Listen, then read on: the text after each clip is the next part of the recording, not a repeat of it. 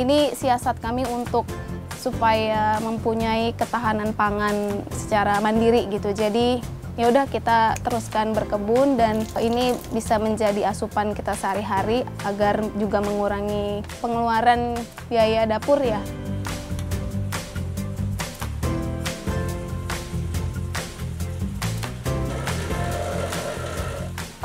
Manfaat dari berkebun yang aku rasain lebih sehat juga secara pikiran dan hati juga jadi senang, jadi lebih bahagia gitu. Dan jadi lebih peka terhadap hal-hal kecil di sekitar gitu, di lingkungan. Jadi lebih punya kesadaran terhadap lingkungan juga sih manfaat yang aku rasain dari berkebun.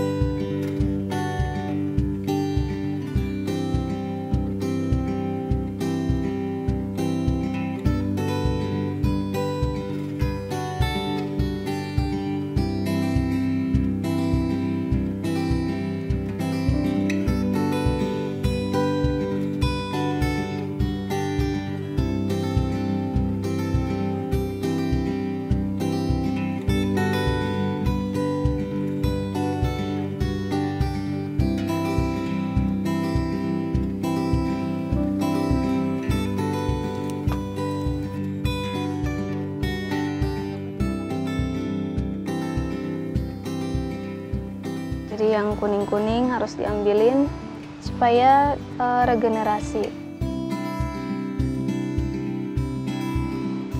Lalu nanti yang sudah menguning seperti ini bisa kita kembalikan ke alam. Jadi ini bisa dijadikan kompos lagi. Dengan memanfaatkan limbah plastik ya, itu aku jadikan biopori mini untuk tanaman. Nah, ini sebenarnya aku bikin untuk mensiasati agar pembuatan kompos tidak terlalu lama. Jadi biasanya kalau aku bikin kompos, itu kan butuh makan waktu berbulan-bulan. Tapi dengan metode ini, aku jadi bisa membuat kompos dengan waktu yang lebih singkat gitu. Jadi nanti aku taruh aja ke dalam bioporinya. Bisa sisa-sisa limbah dapur juga. Kemudian nanti aku taruh tanah sedikit untuk membantu proses penguraian. Jadi nanti mikroorganisme yang ada di tanah itu membantu menguraikan si limbah dapur ini atau sisa-sisa daun kuning tadi. Kemudian sudah ditutup, nanti dia akan terfermentasi sendiri. Nah, kemudian nanti setelah seminggu lebih atau kurang ya, seminggu itu dia sudah terurai dan menjadi tanah aja gitu. Jadi ini siasat aku untuk bikin kompos secara singkat ya.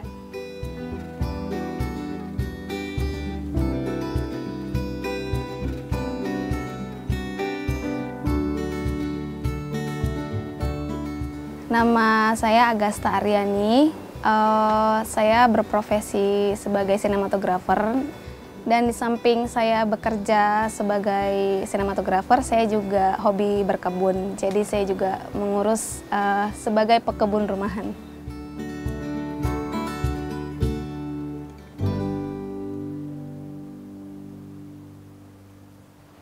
Jadi ini saya berkebun di greenhouse sederhana yang hanya berukuran 3 x 3 meter. Dan di sini cenderung sayur, ada beberapa buah juga seperti labu, stroberi, terus jeruk. Jadi sebelum ada greenhouse itu di ruang terbuka aja gitu dan pakai polybag semua, tapi banyak banget kendala, terutama itu banyak hama kayak siput yang nggak ada cangkangnya, terus belalang, terus juga kumbang malam gitu ya. Jadi cenderung malam itu banyak banget hama gitu. Jadi akhirnya memutuskan untuk bikin greenhouse.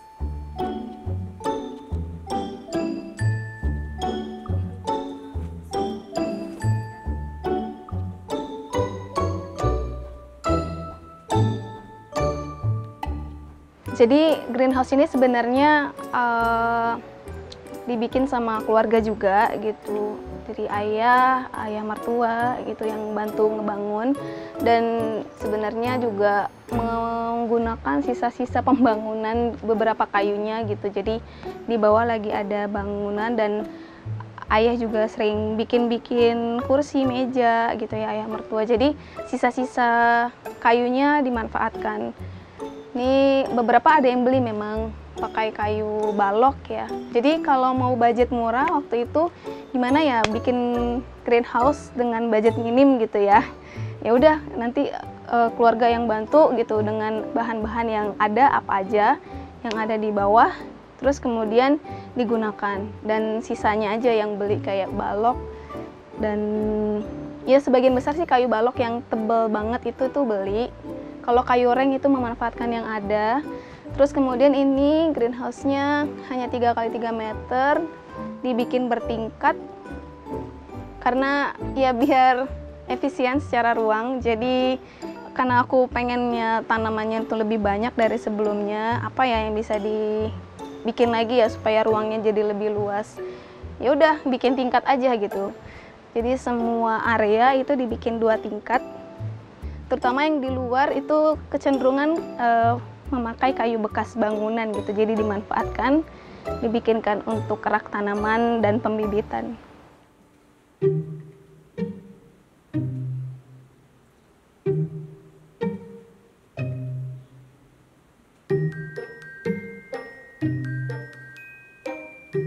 Alasan membuat kebun atau berkebun, sebelum saya suka juga emang berkebun, dimulai dari awal 2020 untuk mengisi kesibukan. Setelah itu semakin kesini semakin senang dan melanjutkan kegiatan berkebun. Ini siasat kami untuk supaya mempunyai ketahanan pangan secara mandiri gitu. Jadi ya udah kita teruskan berkebun, dan ini bisa menjadi asupan kita sehari-hari agar juga mengurangi pengeluaran biaya dapur ya.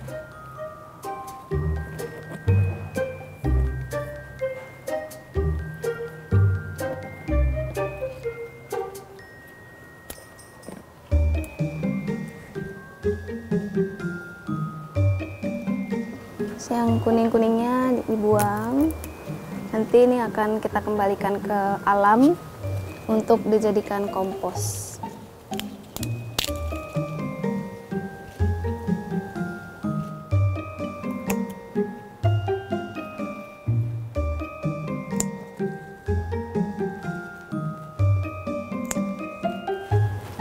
Ini untuk di jus dengan pisang nantinya.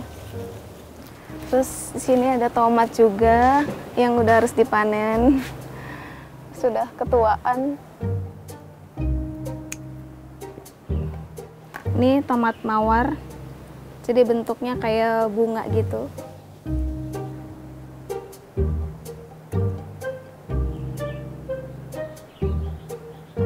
Ini tomat sayur buat nyambel.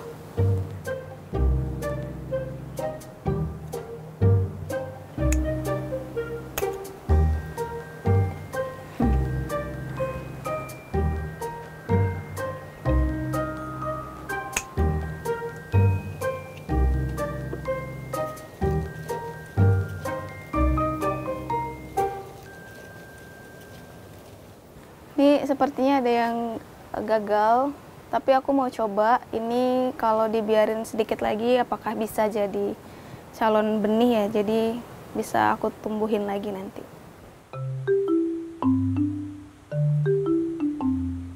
Nah, ini kenapa di atas? Karena ini kan greenhouse-nya kecil ya, hanya 3 x 3 meter. Jadi aku benar-benar memastikan mana tempat yang masih bisa dimanfaatkan gitu. Jadi sekecil apapun ruangnya itu aku akan manfaatkan. Nah, salah satunya ini atas belum nih gitu kan. Padahal ini sebenarnya tanaman yang merambat di bawah gitu. Tapi karena memanfaatkan lahan yang sempit ini, akhirnya aku alirkan dari bawah. Kemudian dia naik ke atas. Terus kemudian dia tumbuh secara zigzag. Secara zigzag sampai di atas. Jadi selain ini memanfaatkan ruang, dia juga bisa jadi payung untuk tanaman-tanaman lain, sehingga tanaman lain itu tidak terlalu terkena panas gitu. Karena memang sifatnya labu itu cukup kuat dengan panas gitu ya. Ini kunyit, jadi aku tanam dari limbah dapur, sisa masakan, masih ada bonggolnya sedikit dan ada calon akarnya, jadi aku tanam aja dan alhamdulillah jadi sebanyak ini. Ini kita panen juga sedikit.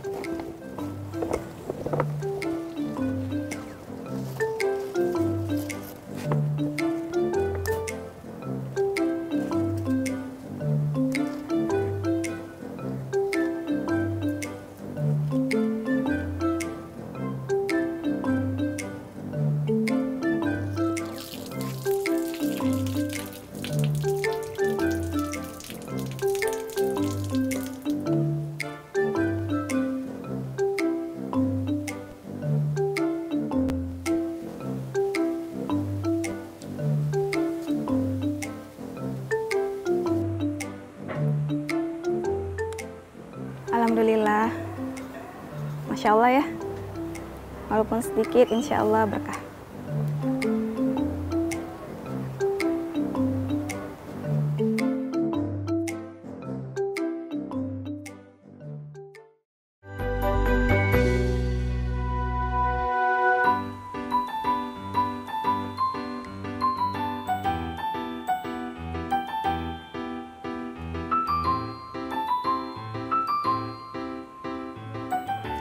Memang sebenarnya tantangannya untuk proses penanaman organik itu kan memakan waktu lama gitu. Seperti membuat pupuk dari kompos aja itu udah memakan waktu berbulan-bulan untuk difermentasi supaya bisa diaplikasikan gitu. Tapi di luar itu sebenarnya banyak juga manfaat yang didapat gitu. Makanya aku pertahanin sistem organik gitu. Seperti hasil buahnya itu walaupun tidak banyak, tapi alhamdulillah seperti terong tuh panjang dan lumayan besar gitu. Terus juga tomat walaupun tidak banyak, tapi lumayan besar hasilnya gitu. Dan pastinya juga secara penelitian dan literasi yang dibaca juga jauh lebih sehat untuk dikonsumsi keluarga gitu. Jadi lebih percaya, lebih pede untuk mengkonsumsi karena ini hasil dari pengolahan sendiri gitu. Jadi aku sendiri yang menentukan pupuknya gitu, aku sendiri yang mengolah media tanamnya gitu. Jadi aku tahu sumber nutrisi tanaman ini tuh dari mana gitu, dan terhindar dari bahan kimia pastinya. Jadi lebih sehat juga untuk anak-anak bahkan gitu ya.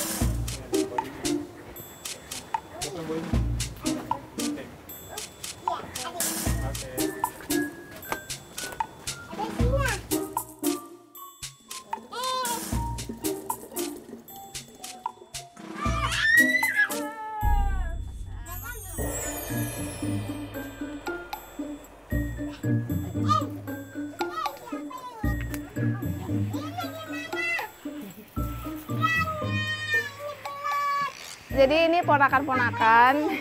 Biasanya kalau aku siram tanaman mereka suka bantuin, tapi lebih ngerusuh ya. Jadi biasanya kalau pagi atau sore mereka mau bantu siram, sebenarnya modus karena mereka pengen mandi di sini sebenarnya. Jadi kalau mereka pengen main air, mereka ke sini pura-puranya mau nyiram tanaman, tiba-tiba basah-basahan. Mandi. Ulet, mana ulet? Ya, itu bawah daunnya, Kak.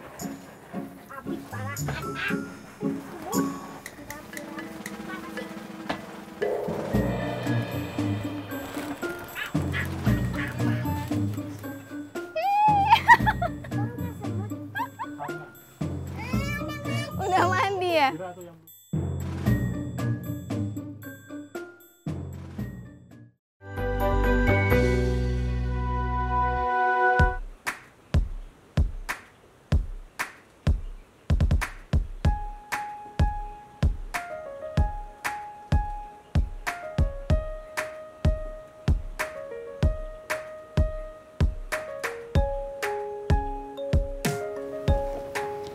Jadi sebelum digunakan untuk tanaman, sebelumnya aku ada lakukan treatment sedikit, yaitu percampuran media tanam ya. Jadi sebelumnya aku ngambil tanah dari bawah.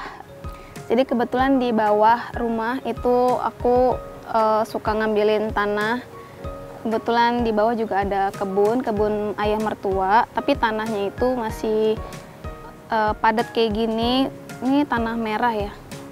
Kemudian setelah aku ambil ini, nanti aku campurkan ke pupuk kandang ya, kohe ya, kotoran kambing.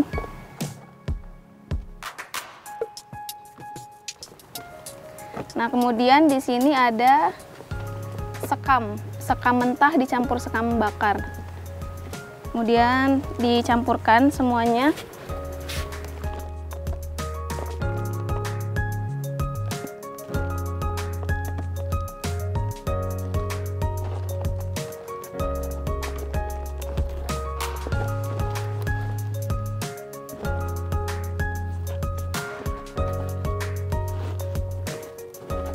Kalau dibandingin itu aku tanahnya itu satu, misalnya kalau ada ember tuh satu ember, terus kohenya juga satu ember.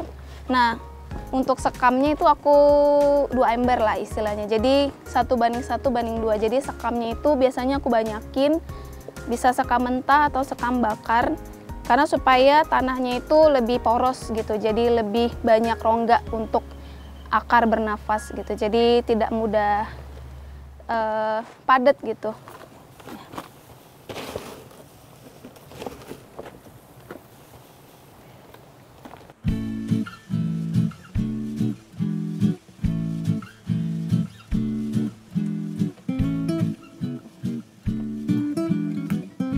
Terus ini aku mau sekalian pindah tanam beberapa. Kebetulan lagi ada bibit kale. Ini aku germinasi di tisu ya, media tisu. Jadi ketika mau pindah tanam itu lebih gampang, tinggal sobek aja tisunya. Emang kalau memindahkan harus pelan-pelan banget karena takut akarnya tercabut, jadi tanamannya stres.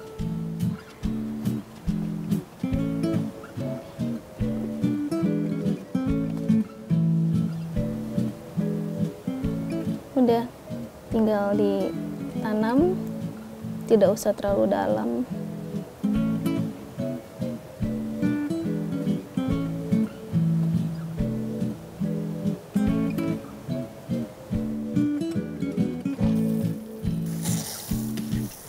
Oke, udah. Sip. Jangan terlalu basah. Setelah seperti ini, tinggal kita taruh di tempat yang teduh dulu supaya dia nggak stres. Di sini tidak terlalu terpapar sinar matahari, jadi bismillah ya, semoga dia sehat dan tumbuh besar.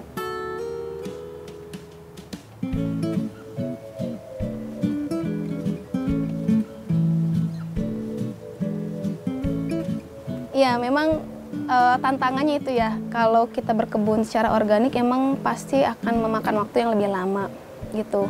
Salah satu contohnya aku bikin kompos juga di ember besar yang itu udah 3 bulan 4 bulan lebih gitu. Emang harus ditunggu selama itu supaya jadi semakin lama difermentasi itu akan semakin baik gitu. Akan semakin banyak mikroorganisme yang dihasilkan dari hasil kompos yang difermentasi lebih lama gitu.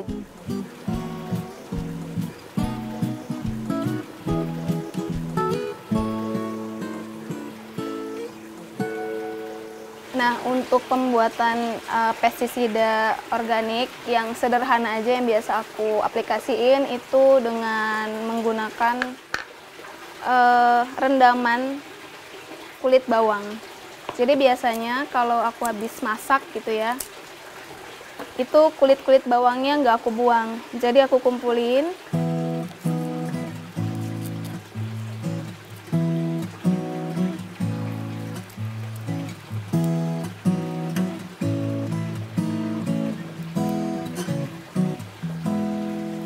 Kalau sudah, aku masukin ke botol. Ini udah bisa. Terus aku campurkan air, bisa dengan air beras atau air biasa.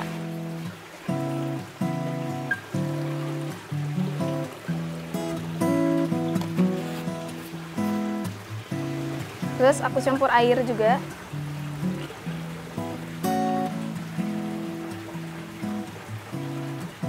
Kalau nggak ada air beras juga sebenarnya nggak apa-apa sih. Udah, setelah dari sini, ini aku diamin semalam atau sampai kurang lebih 2 hari juga nggak apa-apa. Baru besokannya atau lusanya aku aplikasikan ke tanaman. Nah, kalau yang ini udah bisa diaplikasikan. Jadi biasanya ini aku ambil, terus aku taruh ke sini untuk nanti disemprotkan ke daunnya.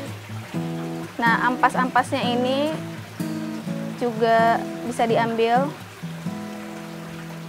Nah, sampah-sampah yang masih seperti ini itu aku taruh ke bioporin ini lagi-lagi. Karena ini akan jadi kompos nantinya.